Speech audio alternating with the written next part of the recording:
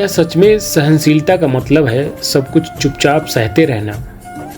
क्या हर बात पर चुप रह जाना ही संयम है, या फिर संयम की भी एक सीमा होती है?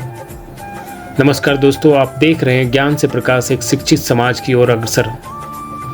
आज हम बात करेंगे संयम की सीमा के बारे में, यानी कब चुप रहना महानता है और कब आवाज़ उठाना ही सच्चा धर्म बन जाता है। शास्त्रों में संयम को महान गुण कहा गया है, लेकिन कहीं भी यह नहीं लिखा है कि अन्याय के सामने हमेशा चुप ही रहो। संयम का मतलब है अपनी भावनाओं, अपनी वाणी और अपने क्रोध पर नियंत्रण। लेकिन जब किसी की सहनशीलता का लाभ उठाकर बार बार गलत किया जाने लगे, तब वही संयम अगर विवेक से इस्तेमाल न हो तो कमजोरी बन जाता है। सोचिए, एक व्यक्ति जो हर बात पर मुस्कुराकर कोई बात नहीं कह देता है।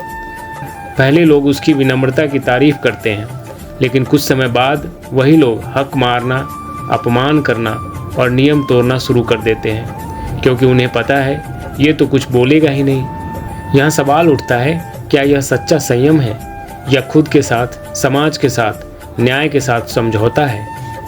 संयम का मतलब यह नहीं है कि अन्याय को खुली छूट दे दी जाए।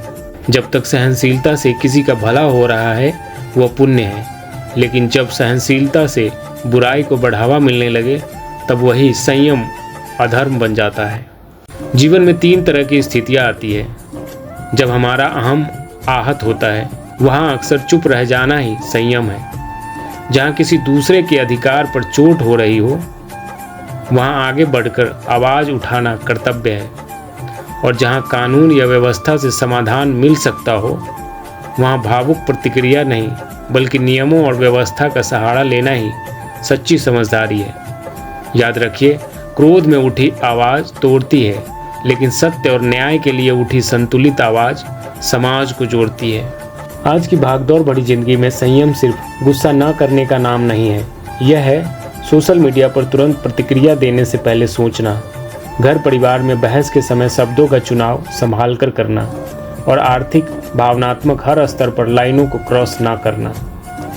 जिसने खुद पर संयम पा लिया वही सही समय पर सही तरह से विरोध भी कर सकता है और सही समय पर चुप भी रह सकता है।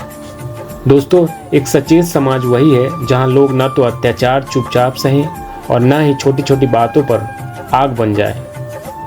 जहां हर इंसान यह समझे कि संयम की भी एक सीमा है और उस सीमा तक पहुंचे बिना विवेक और साहस से सही निर्णय लेना जरूरी है। कमेंट में लिखिए, मैं अन्याय के सामने मौन नहीं रहूंगा, पर प्रतिक्रिया भी संयम से दूंगा। अगर यह संदेश आपको उपयोगी लगा हो तो वीडियो को लाइक कीजिए, अपनों के साथ शेयर कीजिए और ऐसे ही जागरूक और प्रेरक विचारों के लिए चैनल ज्ञान से प्रकाश, एक शिक्षित समाज की ओर अग्रसर को सब्सक्राइब जरूर कीजिए। धन्यवाद दोस्तों। ईश्वर करे आपका संयम आपकी ताकत बने, कमजोरी नहीं।